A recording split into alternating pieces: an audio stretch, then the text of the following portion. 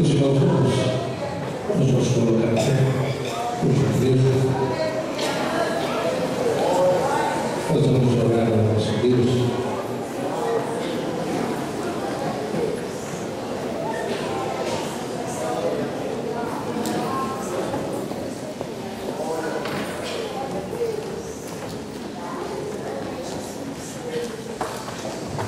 Nós vamos fazer a oração. Adolescente que precisa muito da nossa oração. O pastor também está ali ungindo agora em nome de Jesus. Outro lado. Vamos falar com o nosso Deus. O nome dela é Santa. Senhor Deus, em nome de Jesus, pedimos a tua bondade, a tua misericórdia. Meu Deus, Senhor Jesus, as nossas dúvidas, as nossas enfermidades. Castigo que nos traz a paz estava sobre ele, pelas suas pisaduras condicionais. Agora, Deus, através dessa unção, nós, ó Deus, confirmamos aqui o que é feito pelo Senhor dos Céus. Ordena a saúde, Deus, para esta vida, e, ó Deus, é Pai celestial.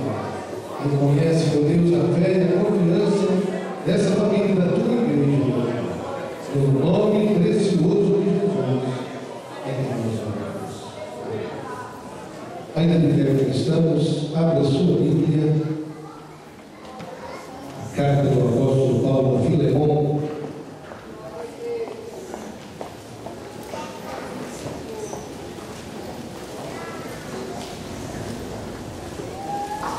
Carta do apóstolo Paulo a Filemon.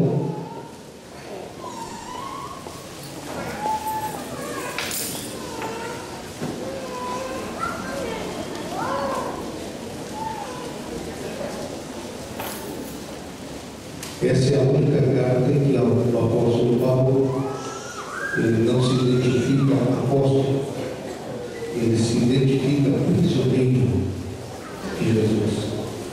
Diz assim, vamos achar?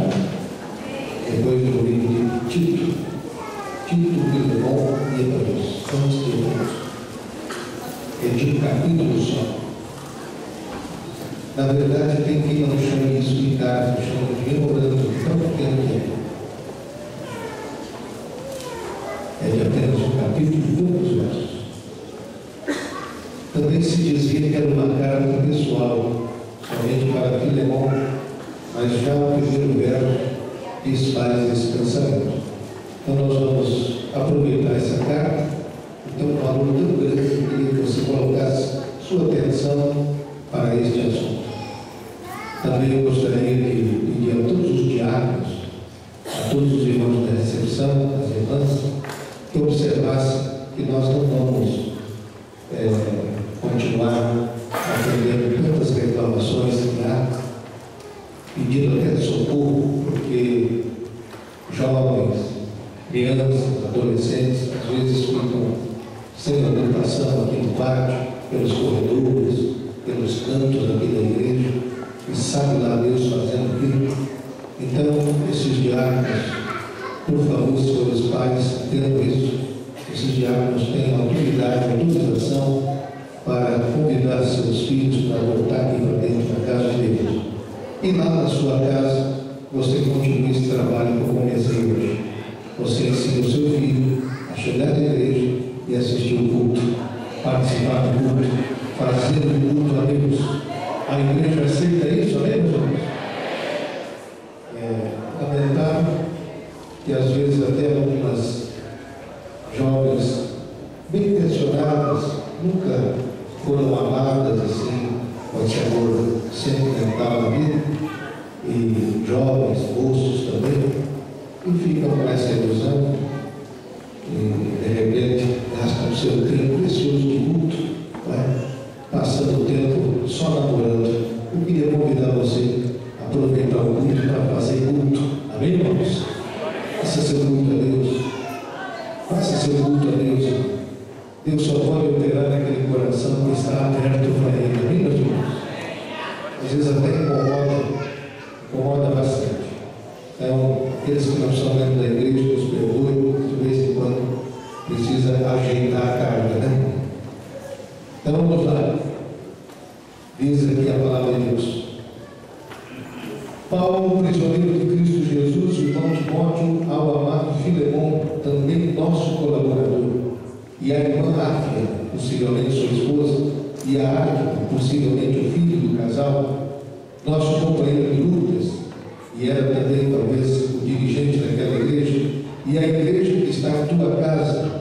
A igreja naqueles tempos não era em templos, só 300 anos depois passou a ser em templos, era no início nas casas, e esta cidade é a cidade de Colossos, por isso que tem carta aos Colossenses.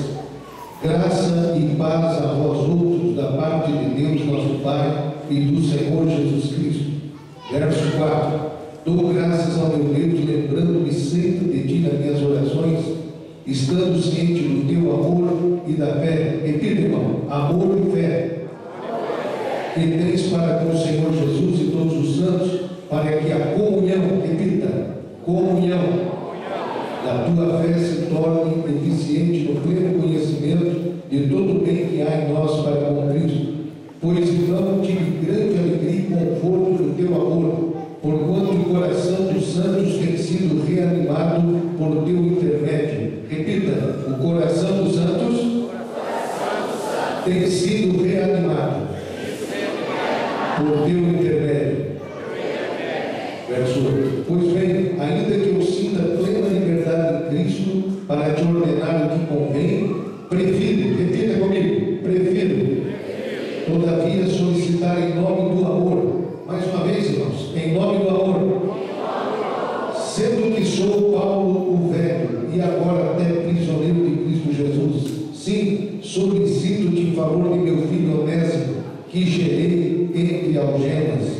Ele antes te foi inútil, atualmente, porém, é útil a ti e a mim. Eu te envio de volta em pessoa, quero dizer, o meu próprio coração. Eu queria conservá-lo comigo mesmo, para, em teu lugar, me servir nas algemas que carrego por causa do Evangelho.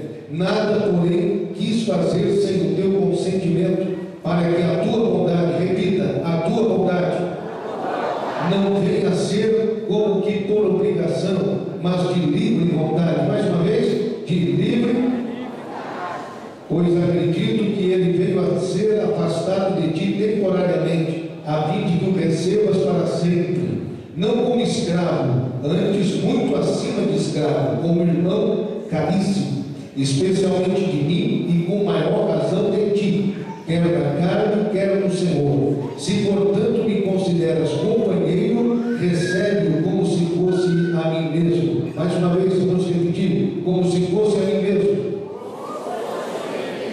E se algum dano te fez ou se te deve alguma coisa, lança tudo em minha conta. Eu, Paulo, de próprio punho escrevo. Eu pagarei para não te alegar que também tu me deves até a ti mesmo. Repita comigo, lança tudo em minha conta. Verso 20. Sim, irmão, que eu receba de ti os senhores de benefício. Reanima-me o coração em Cristo, certo como estou da tua obediência, eu te escrevo, sabendo que farás mais do que estou pedindo. Amém. Glória a Deus. Bota o nosso lugar e vamos passar um pouco dessa palavra para os irmãos aqui essa noite. Meus prezados irmãos, naqueles tempos, ser escravo era muito comum. Milhões de escravos havia no Império Romano. Calcula-se 60 milhões de escravos. E quando um escravo fugia, ele poderia, quando capturado, ser executado, ser morto. Porque o escravo não era pessoa, era um bem, era uma coisa, não era um ser humano. E o escravo era então propriedade. Diz a palavra do Senhor que Filemon foi salvo pelo ministério do apóstolo Paulo. Ele foi gerado, como diz, vocês mesmos leram comigo, que o próprio apóstolo diz no versículo 19, que havia uma dívida de Filemon para com o apóstolo. Filemon era um homem rico, um homem que possuía bens e possuía escravos. e um dos seus escravos, chamado Onésimo, fugiu.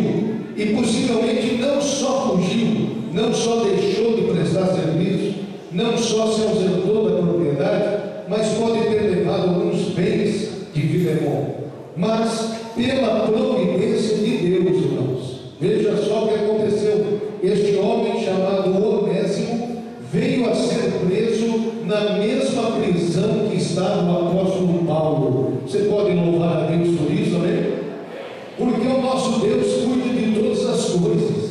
O nosso Deus sabe o presente, o passado e o futuro. O nosso Deus é o que administra todo o universo, meus irmãos. E nada há de coincidência, senão de providência do Senhor nosso Deus. Bendito seja o seu nome. Por isso é que nós lemos esse texto, para que vocês percebessem que o apóstolo reconhece isso. Pela providência de Deus, aquele homem chamado Onésimo acabou preso com ele. Embora Onésimo tivesse sido preso por um motivo que tenha dado, o apóstolo Paulo estava ali preso porque escolheu ser preso por causa do Evangelho. Mas lá naquela prisão, o apóstolo Paulo, embora preso fisicamente, ele era livre espiritualmente. E na sua convivência com aquele Onésimo, ele transmitiu o amor de Deus. E aquele amor de Deus que realmente é irresistível e que tomou conta da mente, do coração e dos sentimentos de Onésimo, e ele também recebeu a Jesus como Salvador. Nasceu de novo, bendito seja o nome do Senhor. E Paulo passou a ter ali um irmão em Cristo.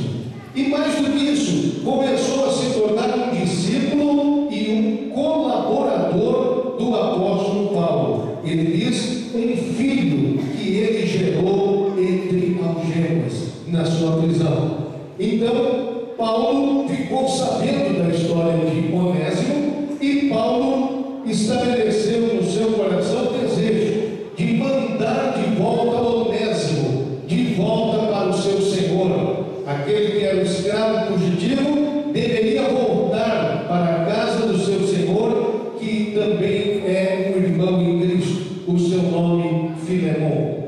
E assim Paulo escreve esta carta. Ele reconhece no início, irmão, coisas importantes que são as qualidades na vida de Filemon, daquele homem em cuja casa se reunia a igreja da cidade de Colossos.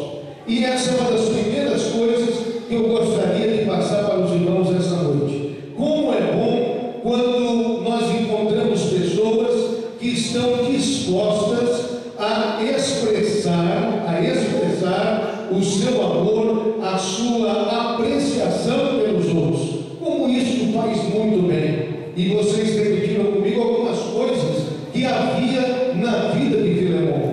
Era um homem que tinha amor, que tinha fé e que tinha comunhão. E a sua conduta era tão importante que, através